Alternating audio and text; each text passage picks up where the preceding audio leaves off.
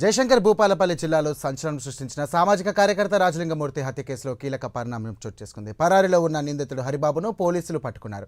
ఇక ఢిల్లీ పరిసర ప్రాంతాల్లో హరిబాబును పోలీసులు అదుపులోకి తీసుకున్నారు. మాజీ ఎమ్మెల్యే గండ్ర వెంకటరమణారెడ్డి ప్రధాన అనుచరుడు ఇక హరిబాబు ఉన్నారు. దీంతో వెంకటరమణారెడ్డి ఆదేశాలతోనే హరిబాబు తన భర్తను హత్య చేశాడని రాజలింగమూర్తి భార్య సరళ ఆరోపిస్తున్నారు.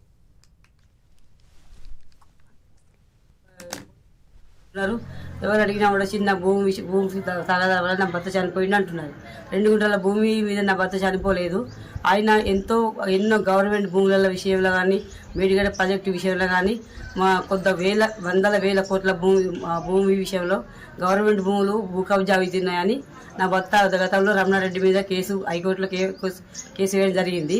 దాని విషయంలోనే నా భర్తను కేటీఆర్, కేసీఆర్, హరీష్ రావు, గండ్ర రమణారెడ్డి అనుచరుడైన హరిబాబు కొంతమంది వ్యక్తులు వీళ్ళందరూ కుమ్మక్కై నా భర్తను హత్య చేసిర్రు.